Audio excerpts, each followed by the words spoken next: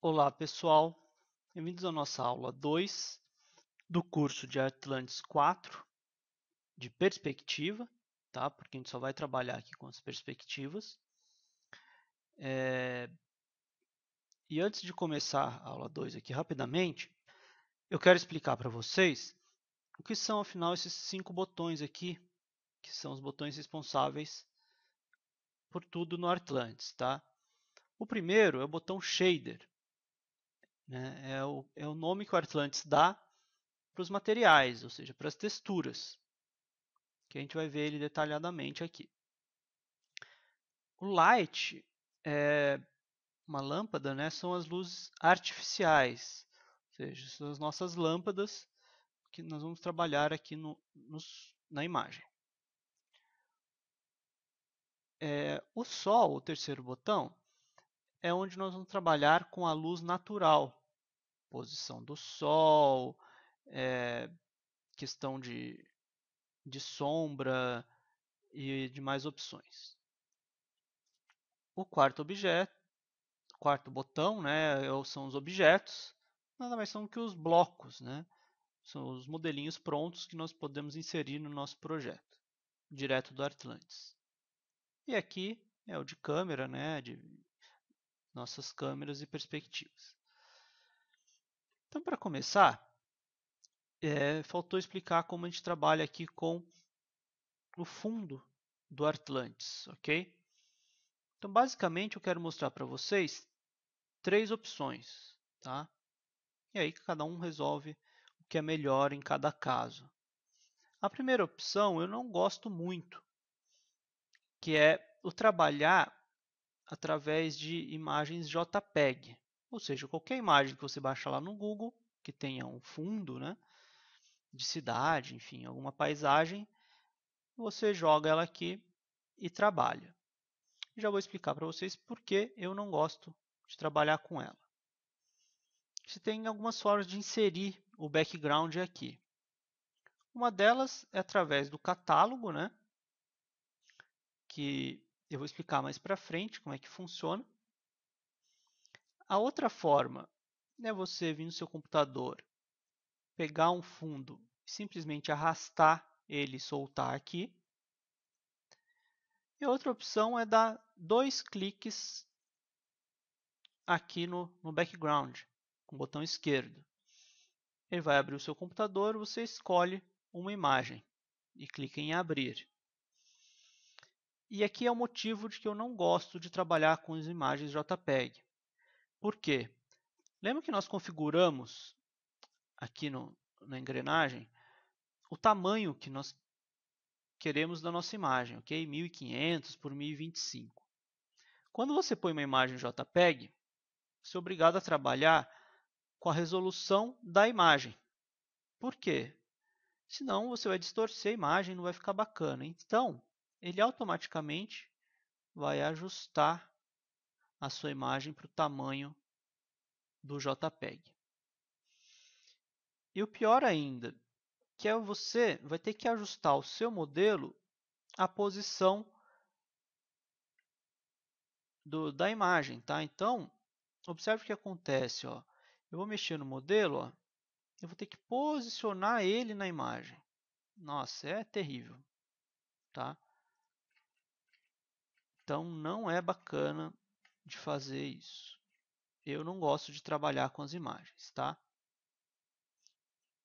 Então, o que eu fiz aqui foi dar um Ctrl Z, né, o voltar, até voltar ao normal. Ok, observe que aqui na nossa configuração ele alterou o tamanho da imagem, tá? Eu vou voltar até aqui para o 1500, 1125, que é o que a gente estava trabalhando, ok? Então essa é uma forma, imagens JPEG. A outra forma é você usar o mecanismo automático do Atlantis. Ou seja, se você vier aqui no Sol, no Heliodon, você tem a opção de ligar as nuvens. Então observe que ao você clicar aqui, ele libera as opções de 4 tipos de nuvens, né? Nuvens de chuva, enfim, que basta você mexer, ele vai alterando o seu modelo de acordo com as nuvens que você acrescenta. Você pode clicar nesse botão e ele gera isso randomicamente, né? Aleatoriamente. Ó. E aí, criando um que você quer, que você gostou, bacana, está feito aí o seu background. Claro que depois você vai inserir objetos, né? Então a gente vai pôr umas árvores, enfim, você cria o seu próprio background. É viável em muitos casos, tá? E a terceira opção, que é a que eu recomendo e é a ideal mesmo, é você trabalhar com imagens HDRI, que para quem não sabe, são imagens muito grandes, né? Imagens panorâmicas, que onde ela é uma tecnologia que ela guarda não só bastante do entorno do local, como também configurações de iluminação. Tá? Então, as iluminações do local que a pessoa tirou a foto. E isso é muito interessante, nós vamos ver por quê. Mais uma vez, olhando aqui no catálogo, tá? Vocês podem ter alguma pasta que não tem aí no de vocês, porque eu adicionei, tá? Mas enfim, HDRI, eu tenho aqui uma biblioteca, mas vocês podem na internet facilmente procurar por esse termo e garimpar ali no Google você acha algumas bibliotecas. Tá? No próprio site do Artlantis tem algumas opções para você baixar. Então eu vou escolher aqui uma qualquer, essa daqui do parque. Okay? Observe que é uma imagem panorâmica. Eu vou simplesmente clicar e arrastar. O grande problema das imagens HDRI é que você pode ter um probleminha de escala, tá? Então você vai ter que maneirar um pouco aí no uso para que não tenha, por exemplo, objetos muito grandes e desproporcionais ao seu modelo. Feito isso, o que você pode fazer? Com o Ctrl pressionado do teclado, você segura o Ctrl e com o botão esquerdo aqui na imagem, você pode andar com esse background. Ou seja, posicionar ele de uma forma que fique mais bacana no seu projeto. Tá? É claro que aqui eu estou fazendo ele de uma forma bem aleatória, né? Sem critério nenhum, mas ó, você consegue posicionar e já ter um resultado bem interessante, tá? Então, feito isso, o que acontece? Quando você insere uma imagem HDRI, ele libera esse botão para vocês. Ó. Que ao clicar, você tem algumas configurações. Essa aqui é a mais interessante, onde você vai usar as informações de iluminação contidas na imagem para aplicar elas no seu modelo. Então, ele vai fazer o quê? Ele vai tentar iluminar o seu modelo com a mesma intensidade e características das que tiraram a foto. Tá? Então, isso é bem interessante. Você pode mexer aqui no poder, né, que vai ter essa iluminação, no brilho, mas não vem ao caso, né, só para mostrar para vocês.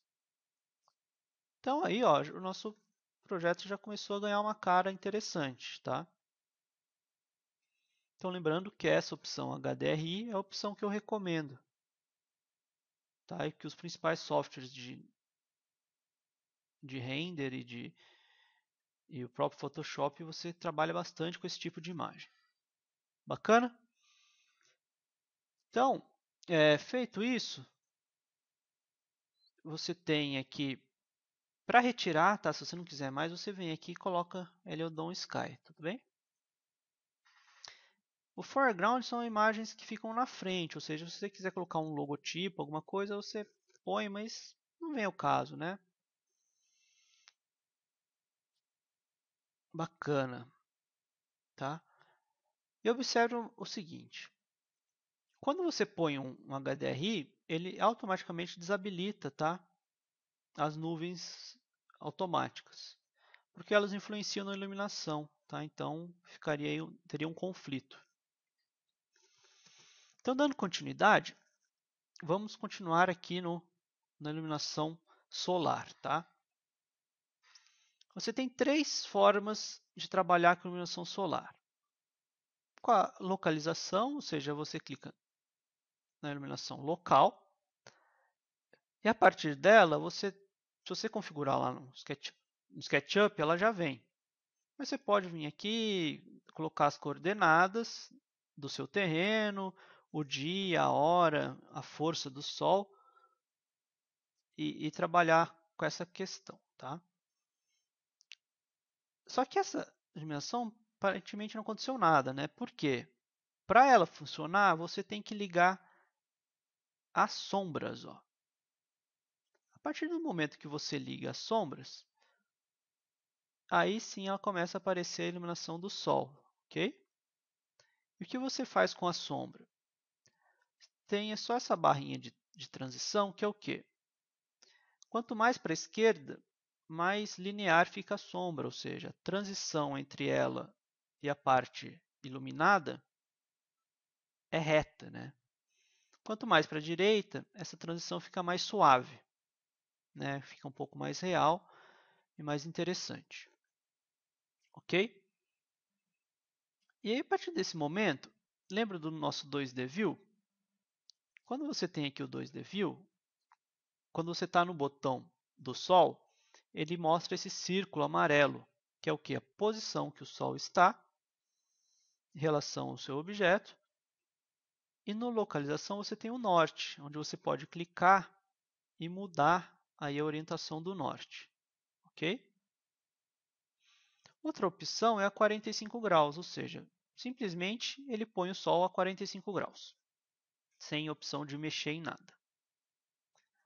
A outra opção é a opção manual, onde ele libera aqui o Sol para você colocar na posição que você quiser, ó, tá? Tanto na questão de topo como a frontal, que ou seja, é, né, a posição do Sol, ou seja, mais perto do meio-dia ele fica um Sol a pino, ou mais à noite, mais à tarde ele vai descendo até ficar aí noturno, tá? Então você consegue posicionar aí da forma que você quiser. Bacana? Joia, né?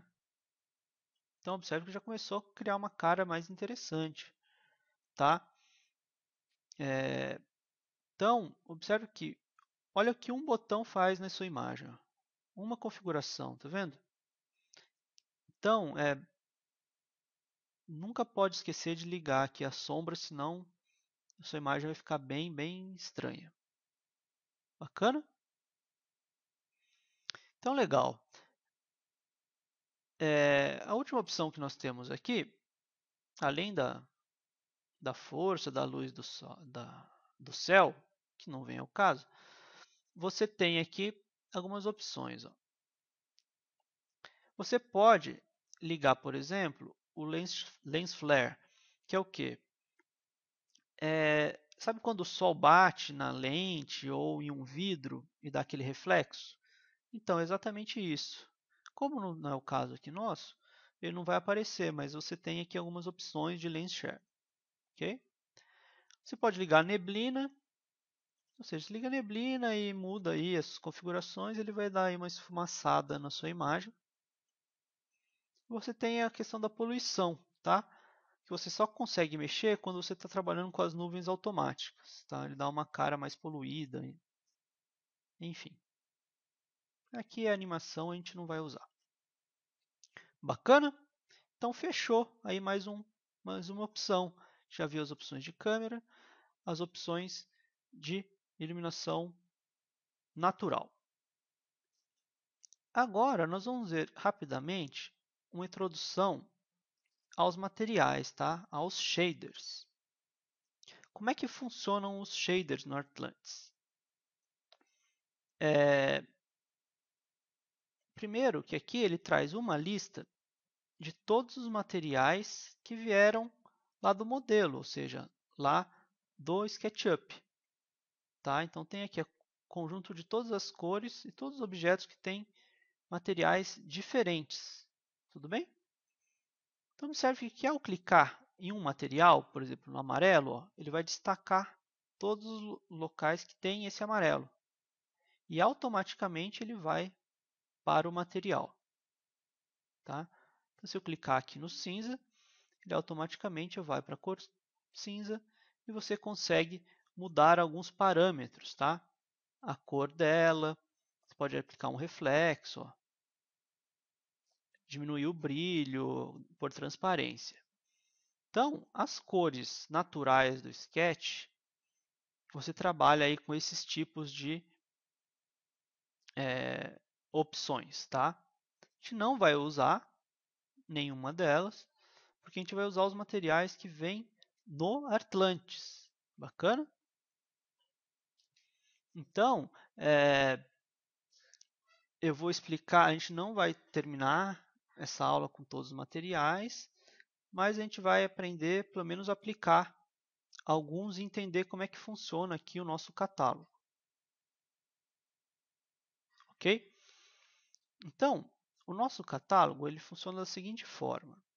Ele nada mais é do que uma reprodução da pasta do Artlantes. Ou seja, se eu pôr o mouse em cima, ele vai mostrar aqui o caminho. Ó. Tá vendo? C, Program Files, Artlantes Studio 4, Média. Ou seja, todos os arquivos que estão lá na sua pasta do Artlantes, né, no Média, eles vão aparecer aqui. Então, essas pastas estão lá no meu Artlantes. Ok? Para você adicionar novas bibliotecas, que foi o que eu fiz aqui, ó, tá vendo? F, que eu tenho na minha HD, você clica aqui no mais. Ele vai abrir uma pasta. Você simplesmente mostra aonde estão as suas opções e dá um OK. Ele adiciona a sua pasta aqui, tá? Então ele vai ter aí, ó, diversas opções e funciona como o nosso Windows Explorer, tá? O Artlantes de vocês, ele já vem diretamente com essa biblioteca de shaders, ó. Shaders são os nossos materiais. Então ele já vem aí com diversas opções, né? Aqui, ó, por exemplo, tijolo, né? Se o seu Artlantes não tiver assim, é o thumbnail, tá? Então aqui ó, você consegue diminuir ou aumentar o tamanho da visualização. Então você tem aí várias opções que basicamente vão atender a todas as suas necessidades imediatas assim de projeto, tá? Para aplicar o material é tranquilo também, tá? Você simplesmente vai fazer o quê? Eu vou pegar aqui uma grama, tá? Ele tem aqui algumas opções de grama. Você seleciona ela e simplesmente arrasta para a tela e ele vai te mostrando, segura o botão, né? Ele vai te mostrar aonde você quer aplicar. Ó.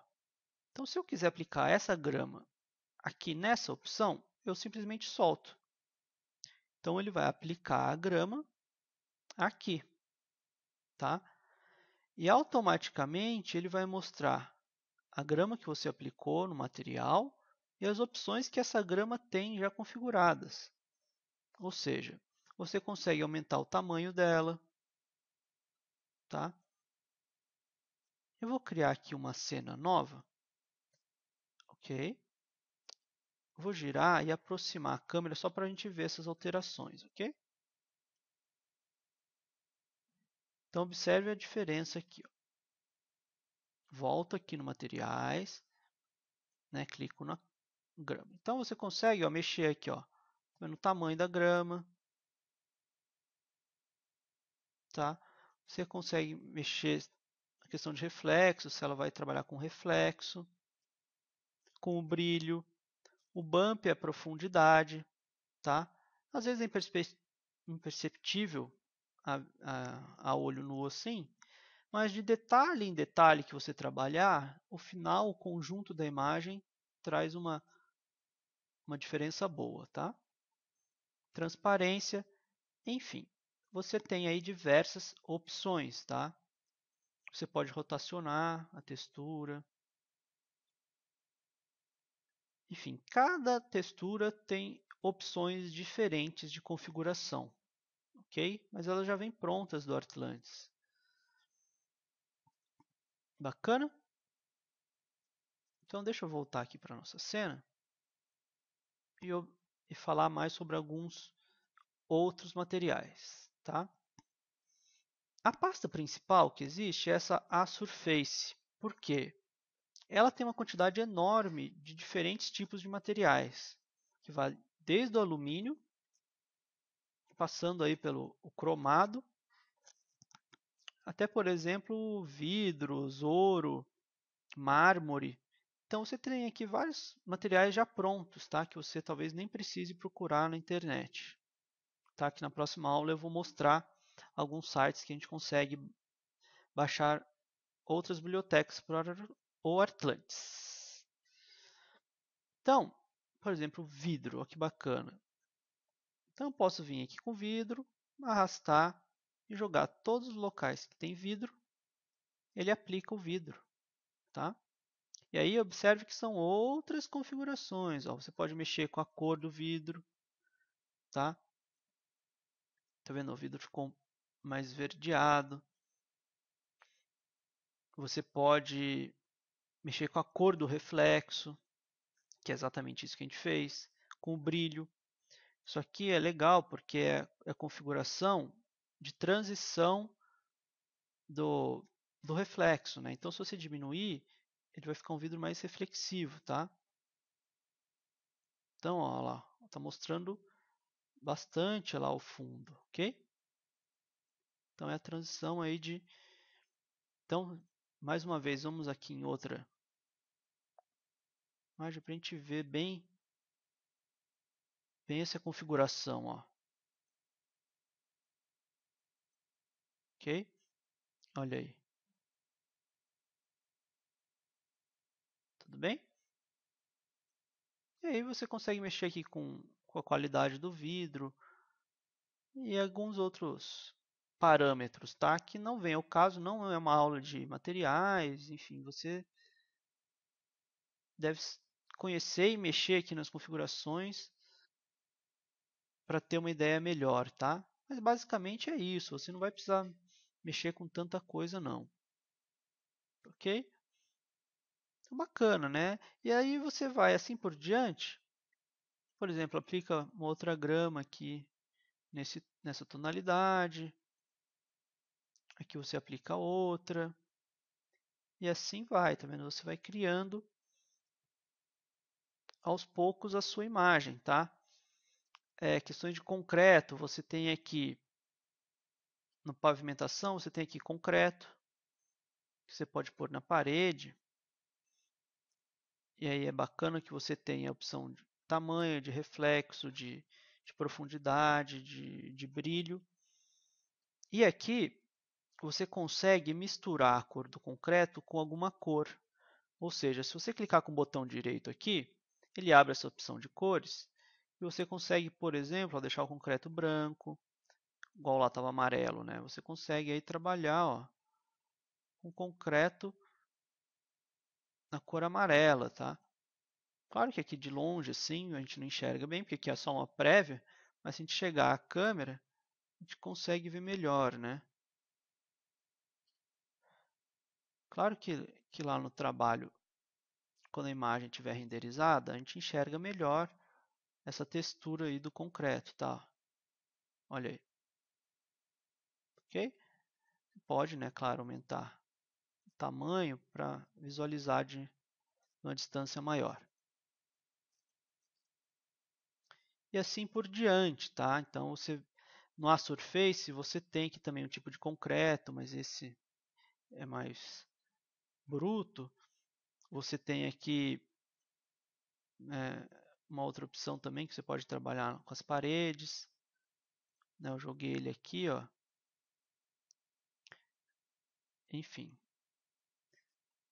jogar aqui um concreto para simular um asfalto, outro concreto aqui no cinza, coincidentemente é da mesma cor. Ok, você tem alumínio, aí você pode jogar em algum caixilho, enfim. Tem alguns pisos que a gente precisa pôr, mas basicamente é isso, tá, pessoal? Vocês podem trabalhar com o seu projeto e finalizando aí os materiais, tá?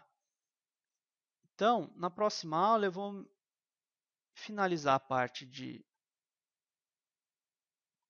materiais, tá? Aprender a criar um material novo, inclusive, se for o caso, e novas bibliotecas e finalizar com a iluminação artificial, os objetos, né? Vamos pôr um carro, mais algumas árvores, e por fim renderizar para ver o nosso resultado final. Bacana?